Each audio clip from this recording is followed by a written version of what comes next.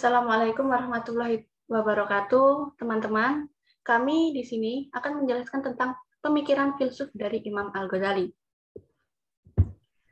Sebelumnya perkenalkan, nama saya Ratri Sinta Wulandari dan teman saya Siska Puspitasari Argorini dari Prodi HI Reguler kelas A. Di sini kami akan menjelaskan tentang biografi, karya ilmiah, dan juga pemikiran dari filsuf Imam Al-Ghazali. Untuk biografi sendiri bisa dijelaskan oleh Mbak Siska Argorini. Silakan Mbak Siska. Terima kasih. Nama asli dari Imam Al-Ghazali adalah Muhammad bin Ahmad Al-Malul Jalil Abu Hamid As-Suci Al-Ghazali.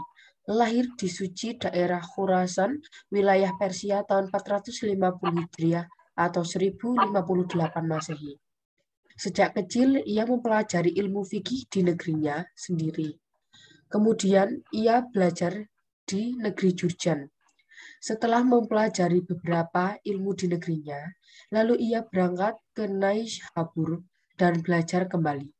Disinilah ia mulai melihat tanda-tanda ketajaman otaknya yang luar biasa dan dapat menguasai beberapa ilmu pengetahuan pokok pada masa itu, seperti ilmu mantik atau logika, falsafah, dan fikih mazhab Syafi'i. Karena kecerdasannya, Imam Al-Haramain mengatakan bahwa Al-Ghazali itu adalah lautan tak bertepi. Beberapa karya ilmiah yang dimiliki yaitu Tahafut Al-Falasifah dan Al-Munqidh Al-Dahlal merupakan kitab yang memuat di dalamnya tentang permasalahan peperangan dari kalangan-kalangan fuqaha dan tasawuf. Disebabkan sikap Al-Ghazali dan para filsuf Islam, bahkan ia sampai mengkafirkan dalam 3 hal, yaitu 1. Pengingkaran terhadap kebangkitan jasmani. 2. Membatasi pengetahuan kepada hal-hal yang besar. 3. Adanya kepercayaan tentang qadimnya alam dan keasliannya. Selanjutnya akan dijelaskan oleh rekan saya, Mbak Ratri Sinta Wulandari. Dipersilahkan. Ya, terima kasih kepada Mbak Siska atas penjelasannya. Sekarang saya akan menjelaskan tentang 3 pemikiran dari filsuf Imam Al-Ghazali. Yang pertama ada metafisika. Metafisika itu untuk pertama kalinya Al-Ghazali mempelajari karangan-karangan ahli filsafat, terutama karangan Ibnu Sina. Setelah mempelajari dengan hati-hati, ia mengambil kesimpulan bahwa akal semata-mata dalam ketuhanan adalah masalah yang tidak memenuhi kebutuhan. Al-Ghazali dalam Munqidh min ad-Dahl menjelaskan bahwa jika berbicara mengenai ketuhanan atau metafisika, maka disinilah terdapat sebagian besar kesalahan mereka atau para filosof tersebut, karena tidak dapat mengemukakan bukti-bukti menurut syarat-syarat yang mereka tetapkan sendiri dalam ilmu logika. Al-Ghazali meneliti kerja dengan metode yang rasional, yang mengandalkan akal untuk memperoleh pengetahuan yang diharapkan. Dia pun menekuni bidang ini secara otodidak sampai menghasilkan beberapa karya yang mengangkatnya sebagai karya. Tetapi hasil dari bidang ini memberikan kesimpulan bahwa metode rasional yang tidak bisa dipercaya untuk memberikan suatu pengetahuan tentang suatu hakikat di metafisika, dan sebagian dari fisika yang berkaitan dengan akidah Islam.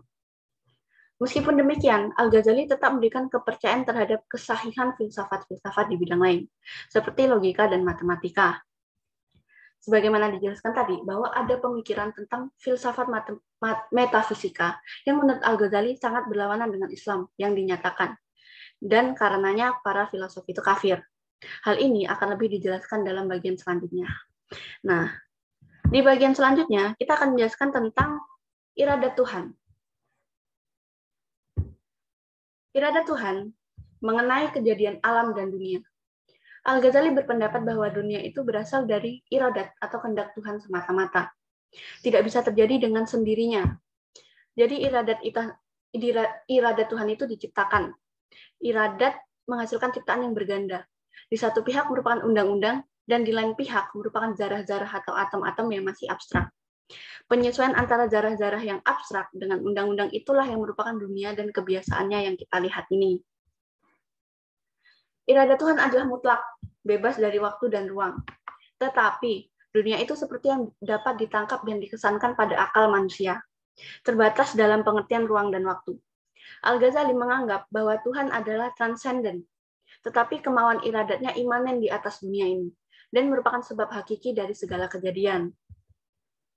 Pengikut dari Aristoteles menamakan suatu peristiwa sebagai hukum pasti sebab dan akibat, sedangkan Al-Ghazali, seperti juga Al-Asy'ari, berpendapat bahwa suatu peristiwa itu adalah iradat Tuhan, dan Tuhan tetap berkuasa mutlak untuk menyimpangkan dari kebiasaan-kebiasaan sebab dan akibat tersebut. Sebagai contoh, kertas tidak harus terbakar oleh api, air tidak harus menggunakan kain. Semua ini hanya merupakan adat kebiasaan alam, bukan suatu kemestian. Terjadinya segala sesuatu di dunia ini karena kekuasaan dan kehendak Allah semata. Begitu juga dengan kasus tidak terbakarnya Nabi Ibrahim ketika dibakar dengan api. Mereka menganggap hal itu tidak mungkin, kecuali dengan menghilangkan api itu atau mengubah diri dari Nabi Ibrahim itu menjadi suatu materi yang tidak bisa terbakar oleh api. Lalu, yang terakhir, kita akan membahas tentang etika. Etika, mengenai filsafat etika dari Al-Ghazali, secara sekaligus dapat kita lihat pada teori tasawufnya dalam buku Ihya Ulumuddin. Dengan kata lain, filsafat etika Al-Ghazali adalah teori tasawufnya itu mengenai tujuan pokok dari etika Al-Ghazali yang kita temui pada semboyan tasawuf yang terkenal, yaitu Al-Takhalluq bin Al-Laqihi ala Taqah al-Basyariyah atau Al-Isyah bi Sifat al-Rahman al-Taqah al-Basyariyah. Maksudnya adalah agar manusia sejauh kesanggupannya meniru perangai dan sifat-sifat ketuhanan, seperti pengasih, pemaaf, dan sifat yang disukai Tuhan, jujur, sabar, ikhlas, dan sebagainya. Sesuai dengan Islam, Al-Ghazali menganggap Tuhan sebagai pencipta yang aktif, sangat memelihara dan menyebarkan rahmat kebaikan bagi sekalian alam. Berbeda dengan prinsip filsafat klasik Yunani yang menganggap bahwa Tuhan sebagai sesuatu yang tertinggi, tetapi pasif menanti, hanya menunggu pendekatan diri dari manusianya, dan menganggap materi sebagai pangkal sama sekali. Al-Ghazali, sesuai dengan prinsip Islam, mengakui bahwa berbagai di mana-mana dalam materi, hanya pemakaiannya yang disederhanakan, yaitu kurangi nafsu dan jangan berlebihan. Bagi Al-Ghazali, tasawuf itu suatu hal yang berdiri sendiri terpisah dari syariat. Hal ini terlihat dalam isi ajaran yang termuat dalam kitab Ihya-nya, yang merupakan perpaduan harmonis antara fikih, tasawuf, dan ilmu kalam, yang berarti kewajiban agama harus dilaksanakan untuk mencapai tingkat kesempurnaan. Dalam melaksanakan harus penuh rasa yakin dan pengertian tentang makna-makna yang terkandung di dalamnya. Oke, sekian dari penjelasan kami tentang pemikiran filsuf Al-Ghazali. Maaf jika ada kesalahan dari kata-kata yang kami sampaikan, dan semoga ilmu yang kita berikan sangat bermanfaat. Terima kasih. Wassalamualaikum warahmatullahi wabarakatuh. Waalaikumsalam.